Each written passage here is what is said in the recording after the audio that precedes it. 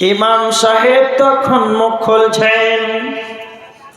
ইমাম সাহেব বলছেন, ইন্নাল্লাহা আলা কুল্লি শাইইন কাদির, নিশ্চয় আল্লাহ সব কিছুর উপরে ক্ষমতাবান। এটাই শুধু শেষ নয়, সূরা ইয়াসিনের 82 নম্বর আয়াত এর ভিতরে আল্লাহ তার নিজের পরিচয় দিয়েছেন। আল্লাহ বলেছেন, ইন্নামা আমরুহু ইযা আরাদা শাইয়া, আল্লাহ যখন কোনো জিনিসকে বানাবার ইরাদা করেন, ইচ্ছা করেন, কেবল তিনি বলেন আইয়াকুলা, ততক্ষণ তিনি বলেন কুন হয়ে যা, ফায়াকুন, ততক্ষণ সেটাই হয়ে যায়। তার মানে আল্লাহ সুবহানাহু ওয়া তাআলা আসমান মণ্ডলকে, জমিনকে, ওয়া হুয়াল্লাযী খালাকাস সামাওয়াতি ওয়াল আরদা ফি সিত্তাতি আইয়াম, আল্লাহ নভমণ্ডল ভূমণ্ডলকে, আসমান আর জমিনকে 6 দিনে সৃষ্টি করেছেন। আল্লাহ কোনো কিছু লেবার লাগায় নাই, আল্লাহ তার পবিত্র জবান দিয়ে বলেছেন কুন হয়ে যা, ফায়াকুন, ততক্ষণ আর সেটাই হয়ে গিয়েছে। তার মানে ইমাম সাহেব বলতে চাইছেন, ওরে শয়তান, সারা বিশ্বটাকে একটা ডিমের ভিতরে কেন রে?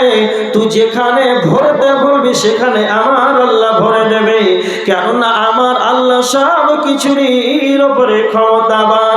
আমি এখান থেকে আপনাকে বোঝাতে চাইলাম যে আমরা যার ইবাদত করি, আমরা যার দাসত্ব করি, তিনি হলেন আল্লাহ সুবহানাহু ওয়া তাআলা। আল্লাহু আকবার, সব চাইতে বড় তিনি হলেন আল্লাহ।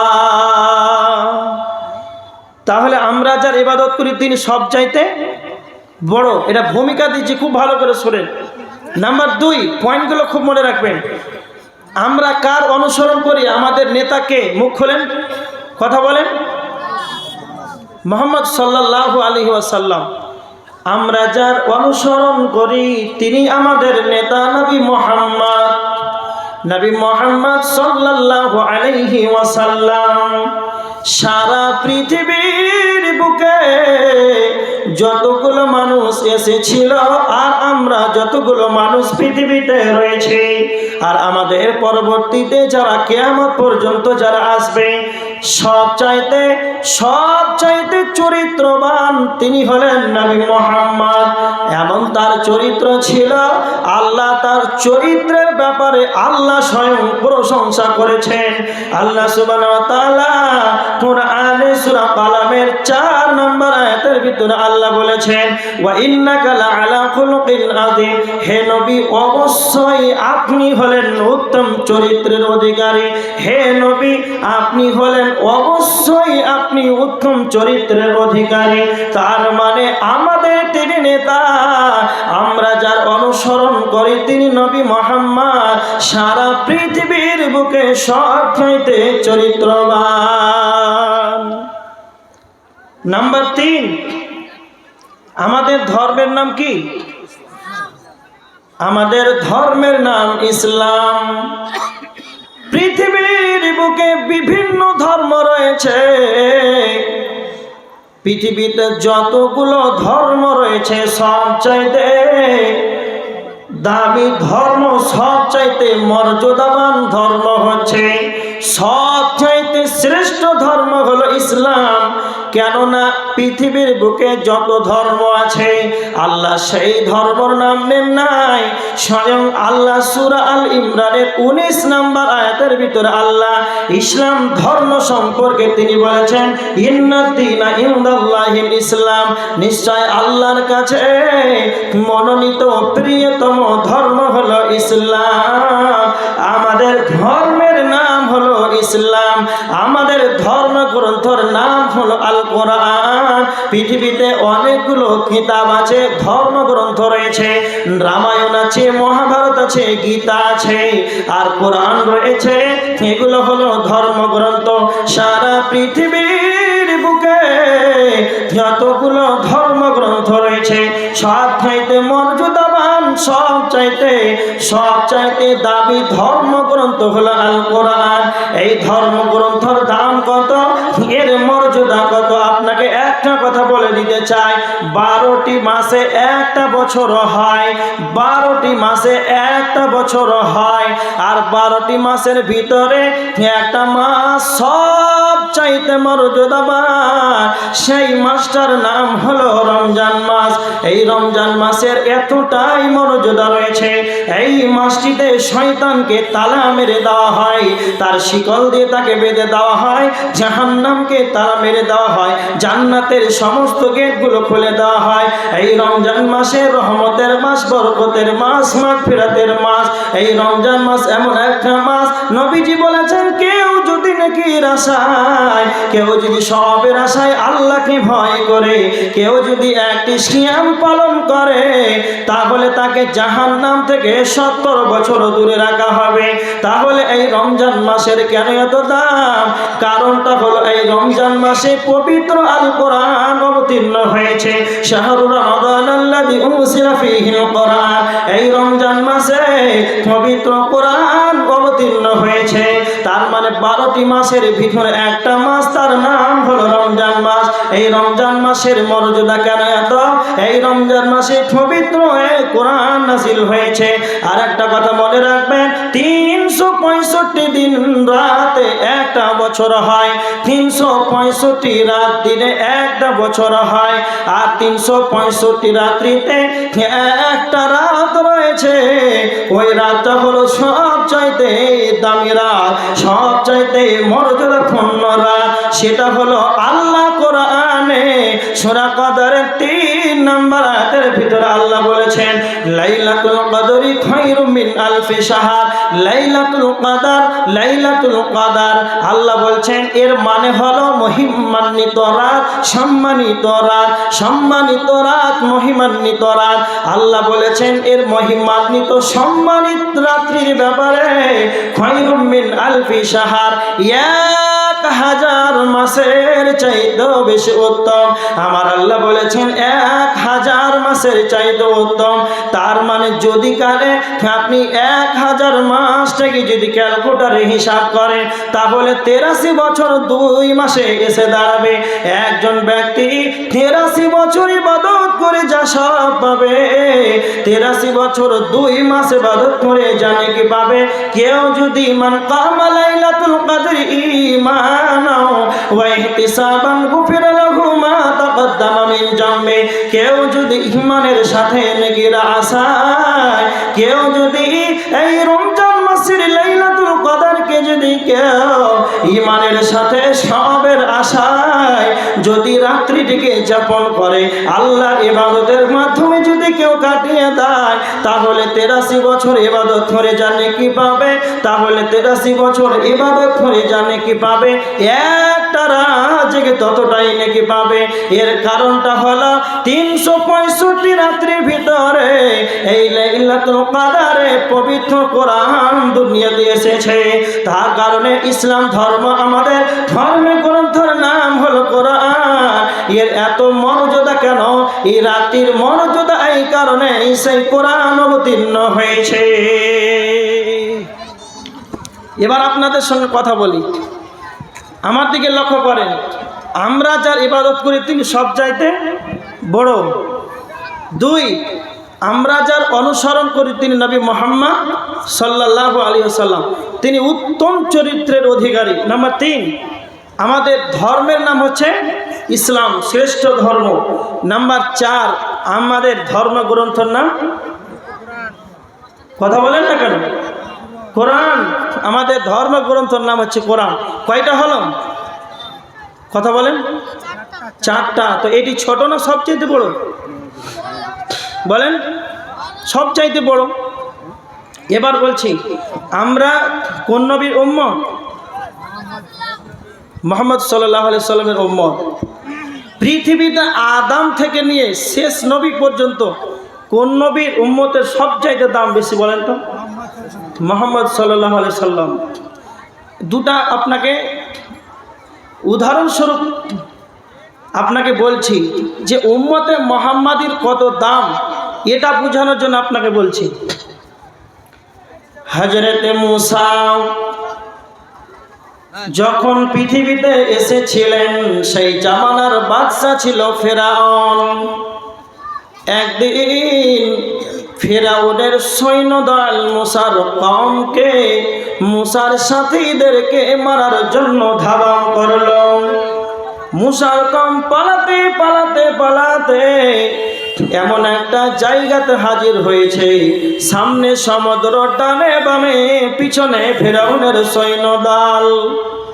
এবার তখন মুসার কওমেরা বলছেন, মুসার সাথীরা বলছেন, ক্বালা আসহাবু মুসা, ক্বালা আসহাবু মুসা ইন্না লামুদরাকুন। মুসা রে, আমরা তো ধরা পড়ে গেলাম, আমরা তো পাকড়াও হয়ে গেলাম। তখন মুসার মুখ থেকে কি বের হচ্ছেন দেখেন, সূরা শুআরার 61 নম্বর আয়াত। তখন মুসা আলাইহিস সালাতু ওয়াস সালাম বলছেন, ক্বালা কাল্লা, কখনো নয়, কখনো নয়, ইন্না মাইয়া রব্বি, নিশ্চয় আমার আল্লাহ আমার সাথে রয়েছেন, সায়াহদিন, আমাকে আমার আল্লাহ পথ দেখাবে। এবার দেখেন মুসা আলাইহিস সালাতু ওয়াস সালাম কি বললেন, এইদিকে আমার দিকে তাকান। নিশ্চয়, ইন্না মাইয়া রব্বি, নিশ্চয় আমার রব আমার সাথে আছেন। কথা বুঝতে পেরেছেন? এটা কিন্তু মনে রাখেন, নিশ্চয় আমার রব আমার সঙ্গে রয়েছেন, এটা মুসা বললেন। আল্লাহর নবী যেই দিন মক্কা ছেড়ে মদিনায় হিজরত করেন, সর্বপ্রথম কাকে নিয়ে হিজরত করেছিলেন? হযরত আবু বকরকে নিয়ে। হযরত আবু বকর আল্লাহর নবী সর্বপ্রথম মক্কা ছেড়ে মদিনায় হিজরত শুরু করেছিলেন। যেতে যেতে যেতে যেতে রাত্রিটা অতিবাহিত হয়ে গেল, সকাল হয়ে গেল, সূর্য উদিত হয়ে গেল। হযরত আবু বকর বলছেন, ইয়া রাসূলুল্লাহ, আল্লাহর নবী, সকাল হয়ে গেল, সূর্য উদিত হয়ে গেল, এবার আমাদেরকে পাহাড়ের গুহাতে কোনো একটা জায়গাতে আমাদেরকে আশ্রয় নিতে হবে, নচেৎ কাফেররা দেখে ফেলবে, আমাদেরকে মেরে দেবে। আল্লাহর নবী আর হযরত আবু বকর একটা পাহাড়ের গুহাতে আশ্রয় নিলেন। আর কাফেররা খুঁজতে খুঁজতে খুঁজতে বালুর চটা দেখে দেখে দেখে এমন একটা জায়গাতে হাজির হয়েছে, সেই গুহার কাছে চলে এসেছে।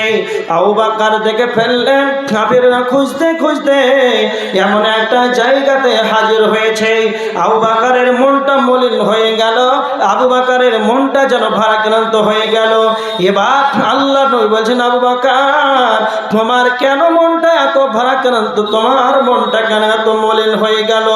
তখন হযরত আবু বকর বলছেন, আল্লাহর নবী, কাফেররা খুঁজতে খুঁজতে খুঁজতে এমন একটা জায়গাতে হাজির হয়েছে, তারা যদি তাদের পায়ের নিচে তাকায় আপনাকে আমাকে দেখে ফেলবে। এই অবস্থায় আমার নবীজি কি বলেছিলেন সেই পাহাড়ের গুহাতে, সূরা তাওবার 40 নম্বর আয়াত, লা তাহজান, চিন্তা করো না আবু বকর, ইন্নাল্লাহা মা'ানা, নিশ্চয় আমাদের আল্লাহ আমাদের সাথে রয়েছেন। আল্লাহ নবীর মুখের ভাষাটা দেখেন, ইন্নাল্লাহা মা'ানা, নিশ্চয় আমাদের আল্লাহ আমাদের সাথে রয়েছে। তার মানে নবীজির সাথে আল্লাহ রয়েছেন, আবু বকরের সঙ্গে আল্লাহ রয়েছেন, সাহাবীদের সঙ্গে আল্লাহ রয়েছেন, নবীজির সঙ্গে আল্লাহ রয়েছেন, উম্মতে মুহাম্মাদির জন্য আল্লাহ রয়েছেন। আর হযরত মুসা বলছেন, ও আমার সাথীরা, ও আমার কওম, ইন্না মাইয়া রাব্বি, নিশ্চয় আমার রব আমার সঙ্গে রয়েছে, নিশ্চয় আমার রব। মুসা বলেছিলেন আমার রব, আর হযরত মুহাম্মদ সাল্লাল্লাহু আলাইহি ওয়াসাল্লাম তিনি বলেছেন আমাদের রব আমাদের সাথে রয়েছে। তার মানে উম্মতে মুহাম্মাদের সঙ্গে আল্লাহ রয়েছে, তার মানে সবচেয়ে দামি উম্মত সেটাই হলো নবীর উম্মত, নবী মুহাম্মদ সাল্লাল্লাহু আলাইহি ওয়াসাল্লামের উম্মত। এর কতটা দাম আল্লাহ কোরআন নিজেই, কোরআন সূরা আল ইমরানের 110 নম্বর আয়াতের ভিতরে আল্লাহ বলেছেন, কুনতুম খায়রা উম্মাহ, তোমরাই সবচাইতে ভালো উম্মাহ, তোমরা সব চাইতে দামি উম্মাহ।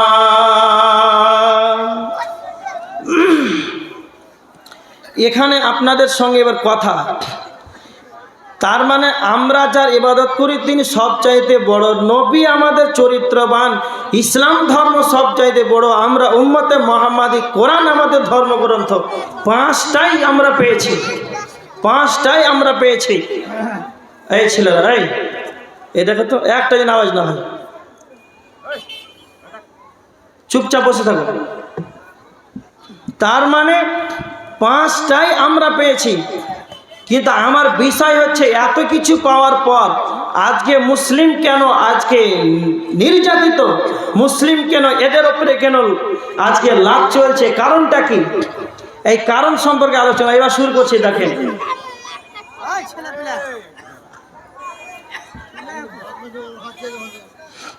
আমার দিকে দেখেন, এই কারণটা বলছি, কারণটা কি?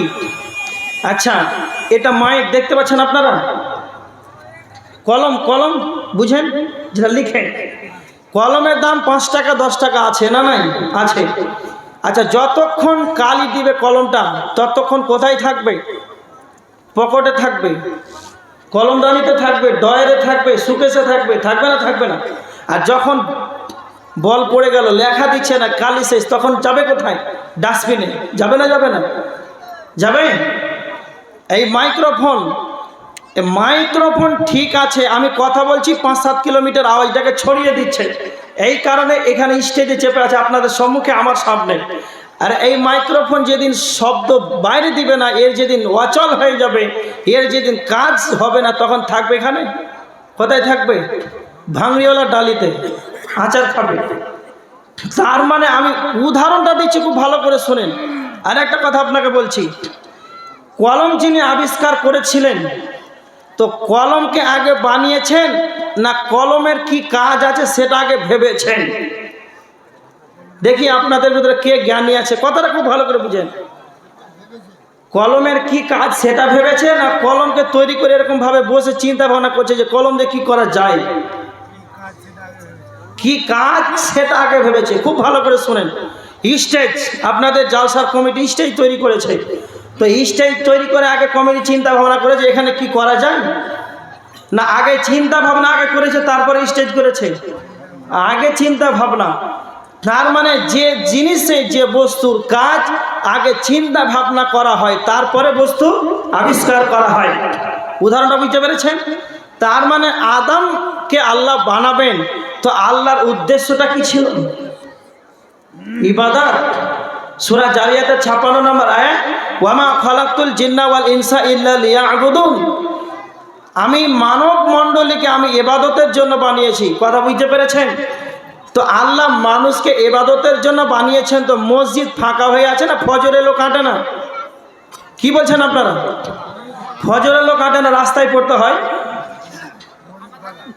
তাহলে আল্লাহর যেটা উদ্দেশ্য ছিল সেই উদ্দেশ্য আজ পূরণ হচ্ছে না। যখন যে কলমটাকে, যে বৈজ্ঞানিক, যে মানুষটা যে কাজের জন্য সৃষ্টি করেছে, যে কাজের জন্য তৈরি করেছে, সে যখন অচল সচল নয়, তখন ডাস্টবিনে। আর আল্লাহর বান্দাদেরকে আল্লাহ ইবাদতের জন্য বানিয়েছে, এরা আবার সিডিতে, টিভিতে, সিরিয়ালে, পাবজিতে, ফ্রি ফায়ারে ইসলামিক আলোচনা চলছে, বেহায়ার মতন মেয়ে ছেলে সব বেপর্দায় মেলাতে ঘুরছে। তো আল্লাহ জাহান্নাম বানাচ্ছে মানুষের জন্য না ছাগলের জন্য? আপনারা কথা বলেন। পৃথিবীকে বুকে যত গাছপালা, পশু পাখি, এগুলোকে জাহান্নামে দিবেন? পবিত্র কোরআনে প্রমাণ আছে মানুষই জাহান্নামে যাবে, ওয়াকুদুহান নাস, মানুষই জাহান্নামের ইন্ধন হবে। অন্যত্র সূরা জারিয়াতের 79 নম্বর আয়াতের ভিতরে আল্লাহ তাআলা বলছেন যে ওয়ালাকাদ দারানা লি জাহান্নামা কাসীরাম মিনাল জিন্নি ওয়াল ইনস, কিছু সংখ্যক জিন এবং কিছু সংখ্যক মানুষকেই দিয়ে আল্লাহ জাহান্নাম পরিপূর্ণ করবেন, জাহান্নামে দিবেন মানুষকে। তাহলে আল্লাহ যে কাজের জন্য মানুষকে বানিয়েছেন সেই কাজ হচ্ছে না। একটা উদাহরণ দিলাম, আর একটা উদাহরণ দিচ্ছি, খুব ভালো করে শুনে। যখন ছেলে মেয়েদের 18 কিংবা 20-22 বছর হয়, তখন বিয়ের দরকার হয় না? হয় না? হয়। একটা ছেলে ভাবছে যে আমার তো 24 বছর হয়ে গেল, তো বিয়ে তো করতে হবে। তো বিয়ের সিস্টেম হলো যে মেয়ের বাপকে গিয়ে বলতে হবে। কথা বলেন, বলতে হবে না? হবে না? আর সে যদি ভাবে যে আমার 24 বছর হয়ে গেছে, বিয়ে তো করতে হবে, তাহলে রাস্তাতে যে একটা মেয়েকে ধরে নি হবে? লাখ খেতে খেতে জানটাই যাবে, তার শ্বশুর তাকে পিটাবে। তার মানে প্রসেস যেটা ভুল করলে লাখ খাবে না, খাবে না। তার মানে মেয়ের বাপটাকে আগে বলতে হবে। তার মানে একটা মেয়েকে যদি বিয়ে করতে হয় তাহলে তার প্রসেসও হলো মেয়ের মালিককে, মেয়ের গার্জেনটাকে বলতে হবে। মেয়ের গার্জেন যদি আপনাকে রাজি হয়ে বিয়ে দেয় তাহলে আপনার জন্য মুরগা ভাত চলবে সকাল সন্ধ্যা। আর যদি মেয়ের গার্জেনকে, মেয়ের মালিককে যদি না বলেন, আর আপনি যদি মেয়েটাকে রাস্তাতে ধরলেন মালিককে না বলে, তাহলে মেয়ের বাপের কাছে লাথ খাবেন, কোনো উপায় নাই। এবার দেখেন আদম সন্তান, আল্লাহ সুবহানাহু ওয়া তাআলা আসমান জমিনকে সৃষ্টি করেছেন। আসমান জমিনের আমাদের মালিক হলেন কে? কথা বলেন। আমাদের মালিক হলেন আল্লাহ। আর আজকে আমরা মুসলমান আল্লাহকেই বাদ দিয়ে দিয়েছি। তার মানে মালিককে বাদ দিলে লাভ চলবে না? চলবে না? চলবে? ইনশাআল্লাহ চলবে, মানে ভালো করে চলবে। মেয়ের বাপকে যদি মালিককে না বলেন, বিয়ে করতে গেলে লাভ খাবেন। আর পৃথিবীতে আল্লাহর মালিক, আমাদের মালিক আল্লাহ, আল্লাহর জমিনে বাস করছি, আর যদি আল্লাহকেই সাজদা না করে, লাভটা এমনি চলে না। একটা কুকুর যেমন একটা বাড়ির মালিক কুকুরটাকে পোষ মানিয়েছে, সকাল সন্ধ্যা খাবার দেয়। কুকুরটা তার মালিকের বাড়ি থেকে হঠাৎ বেরিয়ে চলে গেল। যেতে যেতে যখন অন্য মালিকের দরজায় যখন গিয়েছে, তখন কে হাঁসা চালিয়ে দিয়েছে, চাকু চালিয়ে দিয়েছে, কুকুরের চামড়াটা, ডানিটা তার কেটে গেল। আবার যখন কাউ কাউ করে যখন অন্য দরজায় গেল, তখন তার কাটা ঘায়ে কে নেমু চেপে দিল, আবার কে পাথর চালিয়ে দিল। এরকম ভাবে কাউ কাউ করে অন্যর বাড়ি যখন চলে গেল, তখন আবার কে ইট চালিয়ে দিল। এইভাবে কুকুর যখন তার মালিকের দরজা ছেড়ে দিল, তখন গ্রামের সবাই যার দরজাতেই যায়, তখন সে ইট পাথর ঢেল চালায়, সে নির্যাতিত। আর যখন এইভাবে চিৎকার করতে করতে এসে যখন তার মালিকের দরজায় যখন এসেছে, তখন বলছে, আহারে তোকে কে মারলো, আমার কাছ থেকে গেলি কেন বল।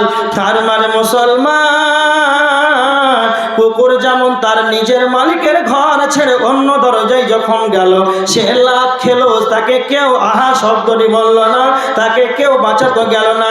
মুসলমান, তুমি তোমার রবের ঘর, ইবাদত ঘর, মসজিদকে ছেড়েছ, আল্লাহকে ছেড়ে দিয়েছ।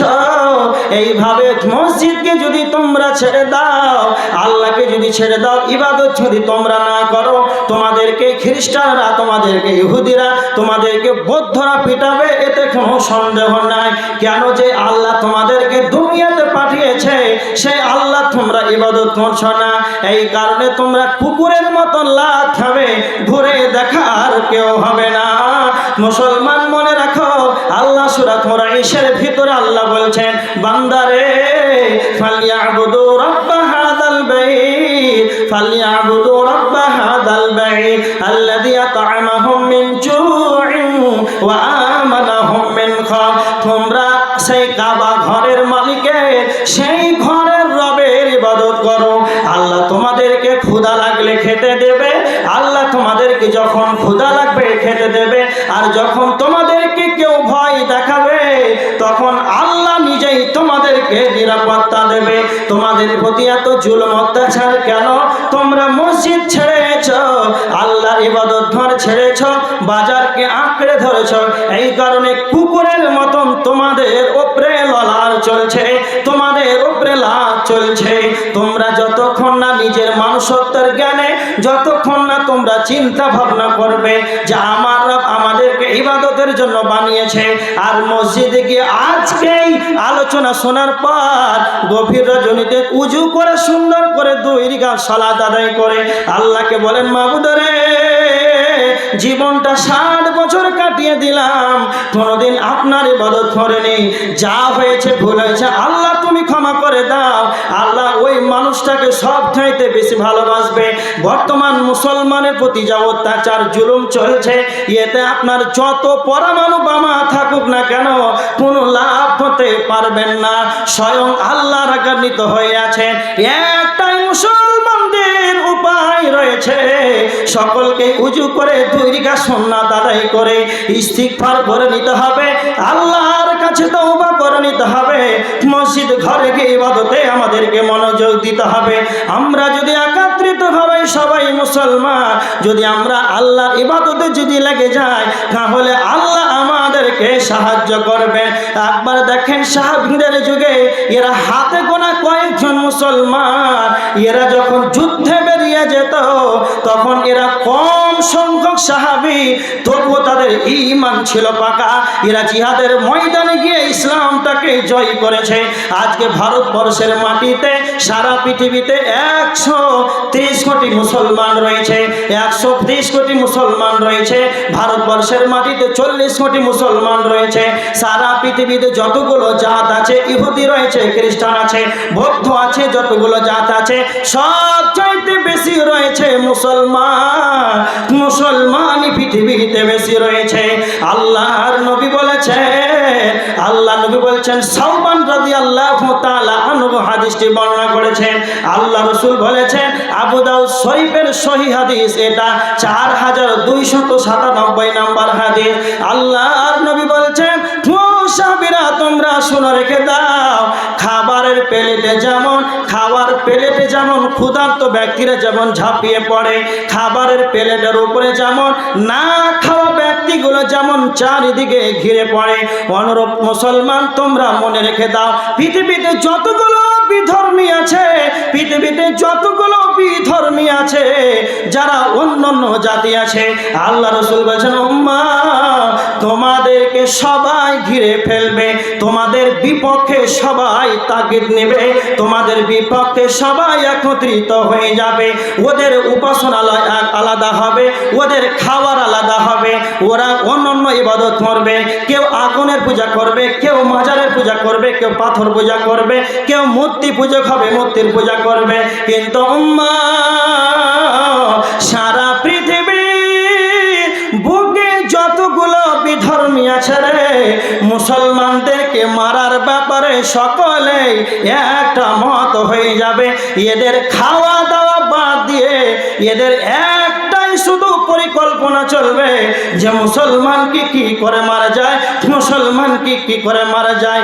একজন সাহাবী বলছেন, আল্লাহর নবী তখন কি আমরা সংখ্যাতে কম হব, তখন কি আমরা সংখ্যাতে কম হব? আল্লাহ নবী বলছেন, না না, তখন তোমরা সংখ্যাতে কম হবে না, তখন তোমরা সংখ্যাগরিষ্ঠ হবে, তোমাদের সংখ্যাতে অনেক বেশি হবে। যেমন ভারতবর্ষের মাটিতে 40 কোটি মুসলমান আছে, 45 কোটি মুসলমান আছে, এটাই শুধু শেষ নয়, সারা পৃথিবীতে 258টি দেশ রয়েছে, মুসলিম কান্ট্রি রয়েছে 57টা, মুসলিম দেশ আছে 57টি। তার মানে মুসলমানের সংখ্যাতে এরা বেশি হবে, কিন্তু এদের কোনো শক্তি থাকবে না।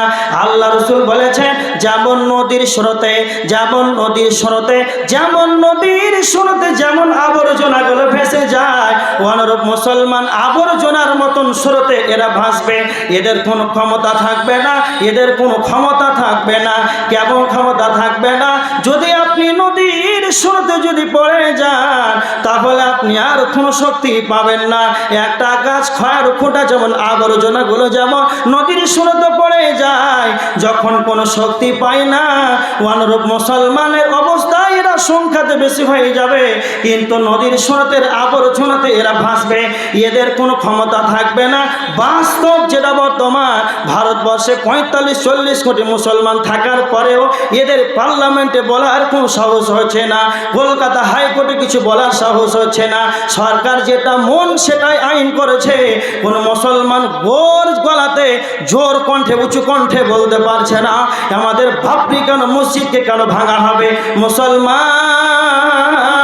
তোমরা মনে রাখবে, তোমাদের এতটাই মার খাওয়ার কারণটা কি? আল্লাহ নবী শেষে ওই হাদিসের আবু দাউদের 4297 নম্বর হাদিসে শেষ অংশে নবীজি বলেছে কারণটা হলো হুব্বুদ দুনিয়া কারাহিয়াতুল মাউত। আমার উম্মত পৃথিবীকে ভালোবাসবে, পৃথিবীকে প্রেম করবে, পৃথিবীকে ভালোবাসবে, ওয়া কারাহিয়াতুল মাউত, এবং মৃত্যুকে এরা ঘৃণা করবে। মুসলমান আজকে সোনা দানা টাকা পয়সা পাউন্ড রিয়াল হিরে মণি মানিক বাড়ি টাইলস এসি লাগাই 4 চাকা গাড়ি ক্রয় করে, কিন্তু এরা 5 ওয়াক্তে এক ওয়াক্ত সালাত আদায় করে না। এরা শুধু পৃথিবীতে সকাল থেকে সন্ধ্যা, সন্ধ্যা থেকে সকাল এরা যা কাজ করে শুধু দুনিয়ার জন্য করে। আপনারা আমার সামনে বসে আছেন, একবার বুকটাতে হাত দিয়ে বলেন যে আমাদের মসজিদে ফজরের কাতারে 15টা লোক হয়, কি করে দিনের দাওয়াত দিলে 30টা লোক হবে? এই কাজে পৃথিবীর কোনো মানুষ আজ মুসলমান বের হচ্ছে না। আর সকাল থেকে ফজরের আজান আজ যখন হয়, যারা মাছের ব্যবসা করে, যে খেতে কাজ কামার করে, যে কোনো কাজ করে, কেউ রাত্রি 2টায় উঠে, কেউ 3টার সময় উঠে, ফজরের আগে উঠে। আর সে কাজ করার সময় ফজরের আগে উঠতে পারলো, সে দুনিয়ার জন্য ফজরের আগে উঠে গেল। কিন্তু সে যখন সালাত আদায় করতে যদি তাকে বলা হয়, তো বলবে আমি এতটাই কাজে ব্যস্ত, সকাল 8টা না হলে উঠতে পারি না। হতভাগা মুসলমান, ওরে কপাল পোড়া মুসলমান, তোমরা তোমাদের তোমরা নিপীড়ন কেন? তোমাদের একটাই মারাত্মক অসুখ, সেটাই হলো দুনিয়াকে প্রেম করা, দুনিয়াকে ভালোবাসা। কারণটা হলো দুনিয়াকে ভালোবাসা। উম্মতে মোহাম্মদী দুনিয়াটাকে এতটাই আঁকড়ে ধরেছে, এতটাই দুনিয়াটাকে আজকে প্রেম করেছে, ভালোবাসে দুনিয়াটাকে, যে এই কারণে মুসলমান আজকে লাঞ্ছিত, অপমানিত। এবার আমি আপনাকে বলছি, দেখেন দুনিয়াটা কেমন। আমরা যে দুনিয়ার পিছনে একবারে গভীরভাবে আমরা দুনিয়া নিয়ে পড়ে আছি, দুনিয়াটা কেমন। ছোট্ট একটা উদাহরণ দিচ্ছি, একজন দার্শনিকের কথা, দুনিয়াটা কেমন কেমন। একজন খুবই সুন্দর মহিলা, খুবই সুন্দর, আপনাদের এই মাঠে জমিতে একজন চাষি কাজ করছে। এটা আমি দুনিয়াটা কেমন ওটা আপনাকে বুঝাচ্ছি, আপনাদেরকে একটাই কথা, কেউ উঠাউঠি করবেন না। একজন চাষি খেতে কাজ করছে জমিতে, আর একজন সুন্দরী মহিলা, অতীব পরমা সুন্দরী মহিলা চাষির সামনে দিয়ে হেঁটে যাচ্ছে। চাষির মনটা খারাপ, এত সুন্দর মেয়ে, বিয়ে করতে হবে, সুন্দরী মেয়েকে বিয়ে করবে। চাষি মেয়েটাকে বলছে যে আমি তোমাকে বিয়ে করব। তখন মেয়েটা বলছে যে আমি আর আপনি যদি বিয়ে করব বললে কি বিয়ে হয়ে যাবে, না কাজী সাহেবকে যেতে হবে? কি কথা বলেন? কাজী সাহেবের কাছে যেতে হবে। কাজী সাহেবের কাছে যখন গিয়েছে, তখন কাজী সাহেব বলছেন, যারে এত সুন্দর মেয়েকে চাষি তুমি বিয়ে করবে? আরে আমার মোটা ইনকাম আছে, আমি বিয়ে করব। দুইজনে ঝামেলা লাগিয়ে দিল।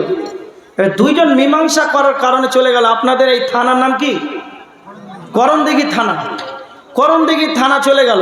এবার থানার মেজবাবুকে গিয়ে বলছে, মেজবাবু, মেয়েটাকে আমি প্রথমে দেখেছি, বিয়ের প্রস্তাব দিলাম, কাজী সাহেবের সঙ্গে কাছে এলাম যে আমরা বিয়েটা রেজিস্টার করে দেখ। কাজী সাহেব বলছে যে আমি বিয়ে করব। ঝামেলা হয়ে গেল, বিচারটা করে দেন। বিচার হলো কাজী সাহেব। এবার মেজবাবু থানার বলছেন, মেজবাবু, আরে আপনাদের কি মাথা ঠিক আছে? চাষি মশাই আর কাজী সাহেব, কেন এত সুন্দর মেয়েকে আপনি মাঠে কাজ করেন, আপনি রেজিস্টার লিখেন, এই হালকা বেতন এত সুন্দর মেয়েটাকে বিয়ে করবেন? আরে আমার তো 50,000 টাকা সরকারি বেতন, ঘুষ দেওয়া হয় 1,20,000। মেয়েটা তো আমার হিসাবে হচ্ছে। তো মেজবাবু যদি ভেজাল লাগিয়ে দিতে, বিচার কে করবে বলেন? হ্যাঁ, বিচার কাকে দিবেন? মেজবাবু তখন বলছে না, আমার সঙ্গে বিয়ে হবে। তখন মেয়েটা কি করছেন এবার দেখেন, দুনিয়াটা আপনাকে বুঝাচ্ছি। মেয়েটা তখন মুখ খুলছেন, বলছে আমার বিচার করতে মেজবাবুকে লাগবে না, বড় বাবুকে লাগবে না, হাইকোর্টের উপরে লাগবে না, একটাই বিচার, সেটা হলো যে আমি মহিলা, আমি দৌড়াতে থাকবো, আর আমাকে দৌড়াতে দৌড়াতে আমাকে যে ধরতে পারবে তার সঙ্গে আমার বিয়ে হবে। কথা বুঝতে পারছেন? এবার মেয়েটি করণদিঘি থেকে দৌড়াতে আরম্ভ করলো। দৌড়াতে দৌড়াতে যখন রায়গঞ্জ গিয়েছে, তখন থানার দারোগা, থানার মেজবাবু তখন চিত হয়ে শুয়ে গেল। তার 1.5 লক্ষ টাকা ঘুষ দিয়ে ইনকাম, এতটাই হারাম খেয়ে খেয়ে পেটটা এত মোটা করেছে, 15 কিলোমিটার দৌড়তেই না দৌড়তে চিত হয়ে শুয়ে গেল। মেজবাবু ভাগ পেল না। যেতে যেতে যেতে যেমন গাজল চলে গেল, গাজল যেতে যেতে তখন এই কাজী সাহেব তখন চিত হয়ে শুয়ে গেল। কাজী সাহেব ভালো ইনকাম করে, সেও মাংস ভালো খায়, এর পেটে চর্বি আছে, এও শুয়ে পড়ে গেল। এবার চাষি দৌড়াতে থাকে, চাষি দৌড়াতে দৌড়াতে দৌড়াতে যখন প্রাসানির ভিতরে পড়ে গেল, তখন মেয়েটাকে বলছেন, ও বেগমা আর দৌড়ায় ওটা, মেজবাবু পড়ে থেকে গিয়েছে রায়গঞ্জে, গাজলে পড়ে আছে, সেই কাজী সাহেব তোমার সঙ্গে আমার বিয়ে হবে। এবার মেয়েটা মুখ খুলছেন, ও চাষি মশাই। তখন মেয়েটা মুখ খুলে বলছেন, আমি কোনো ফাতেমা খাতুন নাই, আমি কোনো আব্দুল জব্বারের মেয়ে সখিনা নাই, আমি কোনো আব্দুল গাফফারের মেয়ে আমিনা খাতুন নাই, আমি হলাম দুনিয়া, আমি এত সুন্দর দুনিয়া, আমাকে ধরার জন্য সকলেই চেষ্টা করে কিংবা করবে কিংবা করেছে, কিন্তু আমাকে কেউ ধরতে পারেনি আর কেউ পারবে না।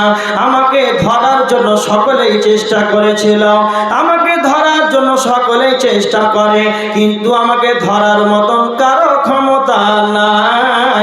আমি হলাম দুনিয়া, দুনিয়া হলো এটা ধোঁকা, ওয়ামাল হায়াতুদ দুনিয়া ইল্লা মাতাউল গুরুর। দুনিয়াটা হলো একটা ধোঁকা, এটা হলো ধোঁকা। আজকে আমরা দুনিয়ার লোভে পড়ে আছি। এবার দেখেন কারাহিয়াতুল মাউত, মুসলিমদের অবস্থা কেন এরকম? এরা মৃত্যুকে ঘৃণা করে, মৃত্যুকে খারাপ মনে করে। এখন বর্তমান যে সিচুয়েশন তৈরি হয়েছে, মানুষ মরতে চায় না, মরতে চায় না। আপনার আওয়াজ করিয়ে না, চুপচাপ কাজ করেন। এদিকে তাকিয়ে থাকেন, মানুষ আজকে মরতে চায় না। এর বাস্তব চিত্র দেখেন।